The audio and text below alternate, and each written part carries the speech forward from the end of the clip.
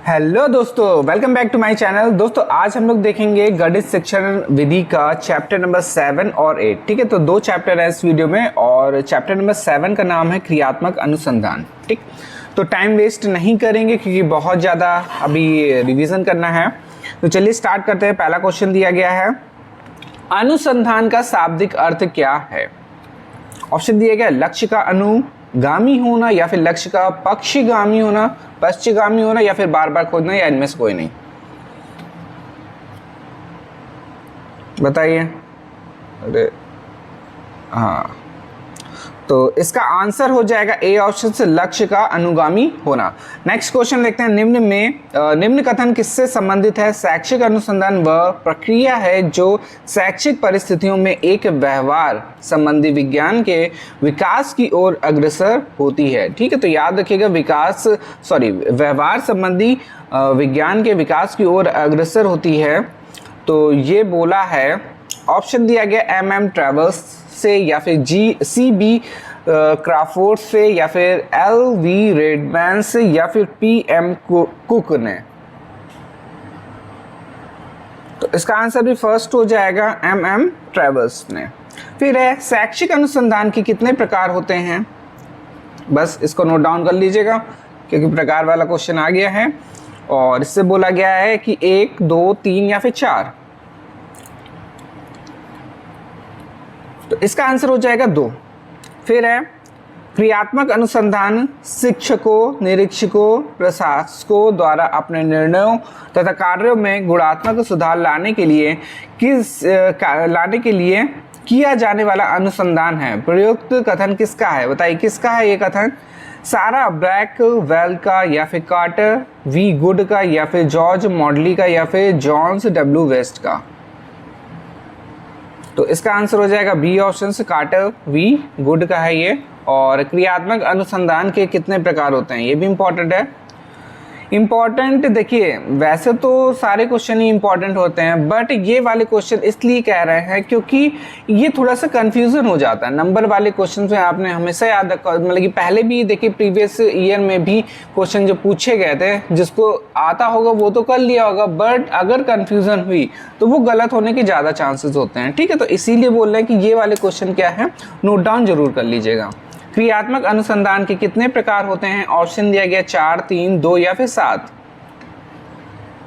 तो इसका आंसर हो जाएगा ए ऑप्शन से 4। ठीक है, नेक्स्ट है, कौन सा अनुसंधान किसी समस्या या परिस्थिति के कारण का विश्लेषण करता है। ऑप्शन है संभागीय क्रियात्मक अनुसंधान, अनुभाविक क्रियात्मक अनुसंधान या फिर निदानात्मक क्रियात्मक अनुसंधान या फिर उपयुक्त सभी। तो इसका आंसर हो जाएगा सी ऑप्शन। और नेक्स्ट है, निम्न में क्रियात्मक अनुसंधान की विशेषता नहीं है। तो ध्यान रखिएगा, नहीं है बोला गया है इस पे। और पहला ऑप्शन दिया गया, इसके द्वारा तत्कालिक समस्याओं का मूल्यांकन किया जाता है या फिर यह अनुभव सिद्ध अनुसंधान पर आधारित है। ठीक है, या फिर इसके द्वारा तत्कालिक समस्याओं का मूल्यांकन नहीं किया जाता है या फिर इसमें तत्कालिक समस्याओं के संबंध में संपूर्ण जानकारी एकत्र की जाती है। तो इसका आंसर हो जाएगा सी ऑप्शन। फिर है, क्रियात्मक अनुसंधान की समस्या है। ऑप्शन बाल व्यवहार से संबंधित समस्याएं या फिर शिक्षण से संबंधित समस्याएं या फिर परीक्षा से संबंधित समस्याएं या फिर उपयुक्त सभी। तो इसका आंसर हो जाएगा डी ऑप्शन। फिर है, निम्न में क्रियात्मक अनुसंधान का महत्व नहीं है पूछा गया इस पे। पहला दिया गया, इसके द्वारा विद्यार्थियों की उपलब्धि का स्तर बढ़ाया जा सकता है या फिर इसके द्वारा अनुशासनहीनता को नहीं सुलझाया जा सकता है या फिर इसके द्वारा अनुशासनहीनता को सुलझाया जा सकता है या फिर इसकी सहायता से पाठ्यक्रम का विकास किया जा सकता है। तो इसका ऑप्शन हो जाएगा बी ऑप्शन। ठीक है, इसके द्वारा अनुशासनहीनता को नहीं सुलझाया जा सकता। नेक्स्ट है, निम्न में वह कौन सा शब्द है जो 2 शब्दों से मिलकर बना है। ऑप्शन दिया गया है क्रियात्मक अनुसंधान, रिसर्च या फिर एक्शन। तो इसका आंसर हो जाएगा डी ऑप्शन। तीनों जो शब्द हैं 2 शब्द से मिलके बने हैं। ठीक है, अब हम लोग देखेंगे चैप्टर नंबर 8 और इस पे दिया गया है, इसका जो चैप्टर नेम है, पाठ्य योजना, बुनियादी तत्व, विशेषताएं एवं दृष्टिकोण। पहला क्वेश्चन ये दिया गया है, इंपॉर्टेंट है। J.F. हर्बर्ट, देखिए नाम जरूर याद रखिएगा। J.F. हर्बर्ट ने पाठ योजना के मुख्य कितने सोपान बनाए हैं? ऑप्शन दिया गया है 3, 4, 5 या फिर 7। तो इसका आंसर हो जाएगा सी ऑप्शन 5। ठीक है, अब देखिए ये क्वेश्चन घुमा के पूछ सकता है कि पाठ योजना किसने बनाई है। एक तो सीधे सीधे क्वेश्चन ही आ सकता है। ठीक है, पाठ योजना किसने बनाई है? J.F. हर्बर्ट ने बनाई है। कितने मुख्य उसके सोपान बनाए हैं? तो उस पर कितना हो जाएगा? 5 हो जाएगा। ठीक है, तो ऐसे क्वेश्चन घुमा फिरा के पूछा जा सकता है। नेक्स्ट क्वेश्चन है, निम्न में कौन सा पद हर्बर्ट की पच पद प्रणाली से संबंधित नहीं है? ऑप्शन तैयारी, प्रस्तुतीकरण या फिर मूल्यांकन या फिर तुलना। तो इसका आंसर हो जाएगा सी ऑप्शन से मूल्यांकन। फिर है, निम्न कथन किससे संबंधित है? एक अच्छी इकाई योजना के अंतर्गत, एक अच्छी इकाई योजना के अंतर्गत छात्र विभिन्न प्रकार की योजनाओं के बनाने एवं उनके कार्यान्वयन में स्वतंत्र होते हैं। ऑप्शन दिया गया स्कोटिंग से, ब्लूम से या फिर बोरिंग से या फिर हैंसन से। तो इसका आंसर हो जाएगा ए ऑप्शन। ठीक है, आगे देखते हैं क्वेश्चन नंबर 4, और इस पे दिया गया पाठ योजना का उपागम regional college of institute Mysore के डॉक्टर देव द्वारा कब विकसित किया गया था? 1667, 1967 या फिर 1986 या फिर 1968। तो इसका आंसर हो जाएगा 1967। एक बहुत ही इंपॉर्टेंट क्वेश्चन है, इससे क्वेश्चन को घुमा फिरा के पूछा जा सकता है। ठीक है, एक तो यही कि ये एक तो इसी का ही आ जाता है कि ये कहाँ पे है। ठीक है, regional college of education. Option देखिए, एक क्वेश्चन भी इस पे दिया गया है कि मैसूर में है, मुंबई में, मतलब कि एम से जितने भी स्टार्टिंग हो रहे हैं तो 4 ऑप्शन दे दिया जाएगा, तो आपको बताना होगा कि कहाँ पे है। ठीक है, तो इसका आंसर याद रखिएगा मैसूर में है। ठीक है, और दूसरा डॉक्टर देव को याद रखिएगा, और फिर तीसरा क्या हो जाएगा? ईयर। ठीक है, 1967। फिर है क्वेश्चन नंबर 5, और इस पे दिया गया RCEM उपागम के सोपान हैं, अदा, प्रक्रिया, प्रदा या फिर ये सभी। तो याद रखिएगा तीनों हैं ये।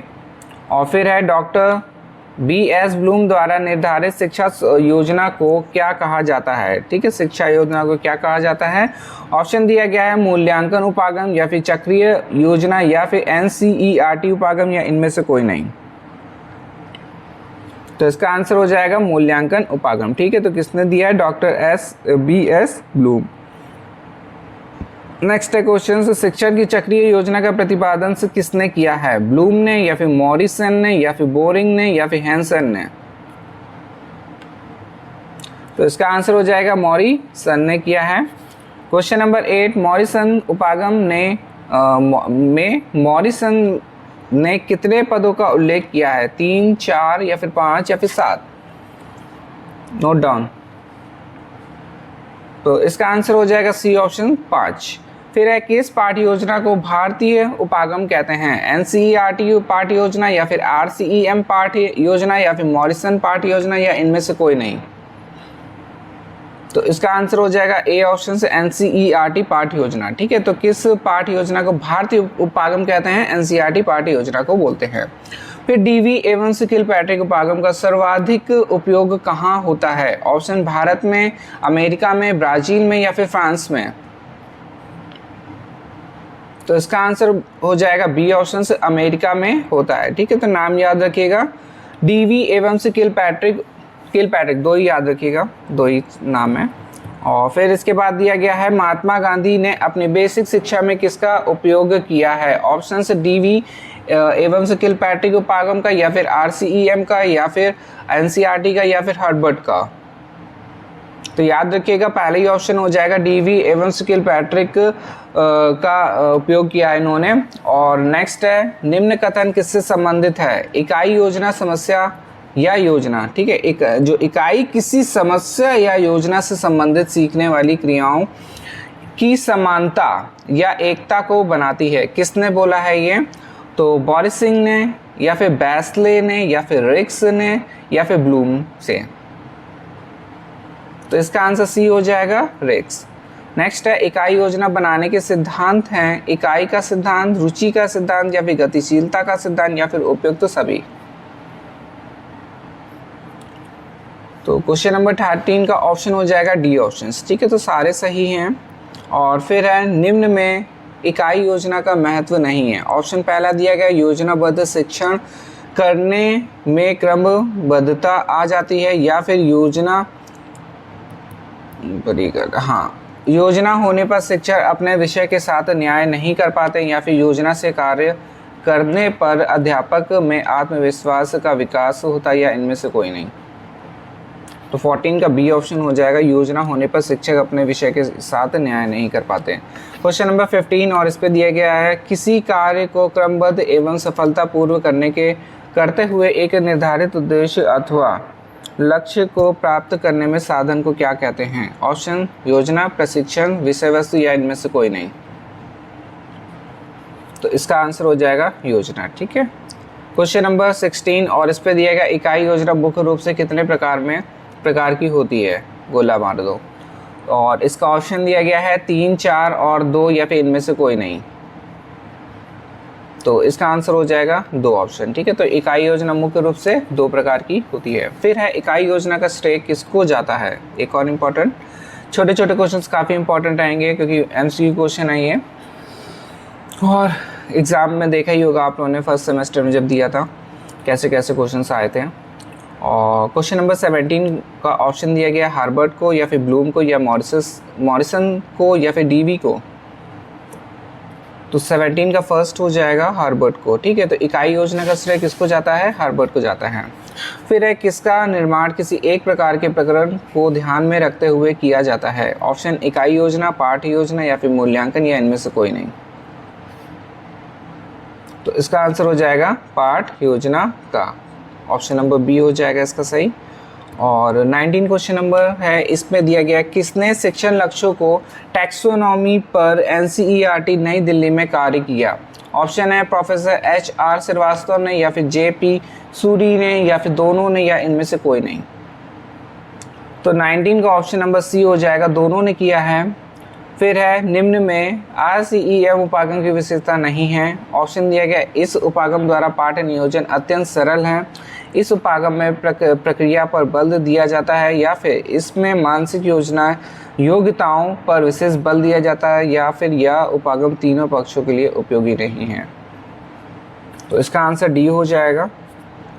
और फिर नेक्स्ट देखते हैं, एक और इम्पॉर्टेंट है ये भी, EBOs का पूरा नाम बताइए। तो इस पे दिया है एक्सेप्टेड बिहेवियरल आउटकम्स या फिर एजुकेशनल बिहेवियरल्स आउटकम्स या फिर एजुकेशनल बिहेवियरल्स आउटपुट या फिर बेस्ड ऑन एजुकेशनल आउटपुट बताइए।